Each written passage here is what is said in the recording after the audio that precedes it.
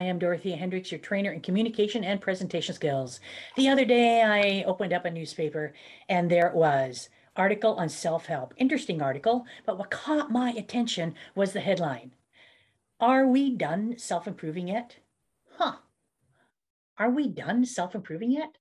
Oh, I didn't know that self-improvement had a deadline.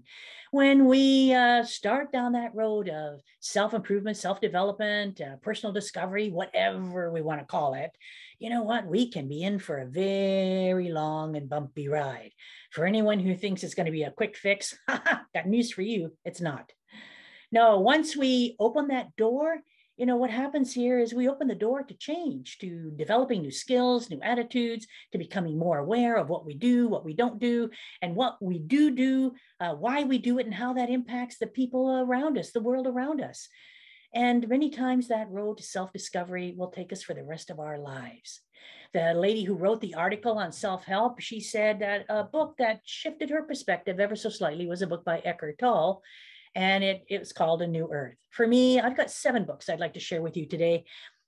These books have made a difference in how I look at myself, and it's really made a shift in my thinking about me and about the world around me.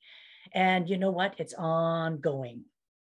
Book number 1, Dorothy Sarnoff, Never Be Nervous Again. This book, it helped me understand myself a bit more in terms of speaking. I'm nervous. In fact, I'm always nervous.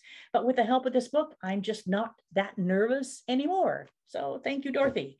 Book number 2, we have What to Say to Yourself, What to Say When You Talk to Yourself. And that is by Dr. Shad Helmstetter. Basically, I started thinking about what are the words that I use and what are the feelings that I feel, the feelings that I'm choosing to feel sometimes with the language that I'm using, that I'm sharing. It made me far more aware and of my belief system. Number 3, love this little book, Creative Visualization by Shakti Gawain.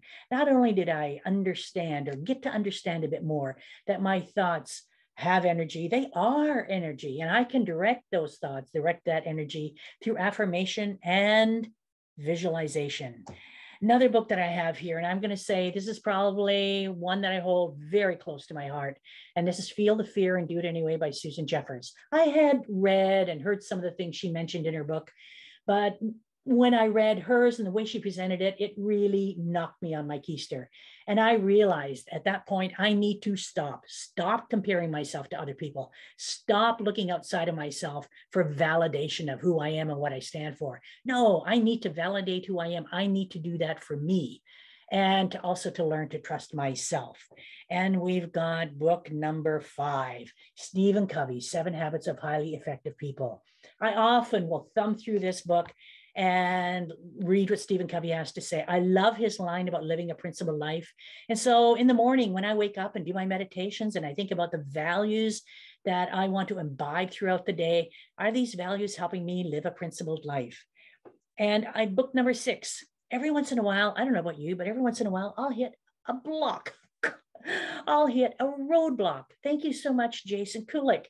Or Kulik, I think that's how you pronounce his name.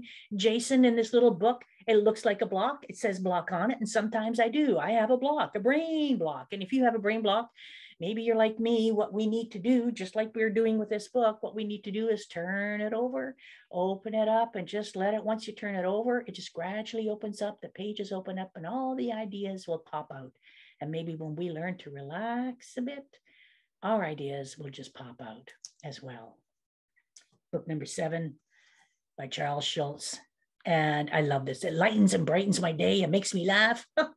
You're a winner, Charlie Brown. I love Charlie Brown, Lucy, Linus, Snoopy, the whole team, the ups and downs, the trials and tribulations of their life, all done in a comic strip, but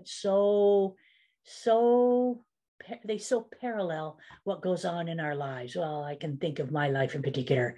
So thank you so much, because if we can't laugh at ourselves, hey, life gets pretty grim. So bring lightness and laughter and brighten up your day with Charlie Brown, and we can all use a bit of laughs. So until next time, keep laughing. And if you're not laughing, start laughing now. And until next time, this is Dorothea Hendricks wishing you mountains of success.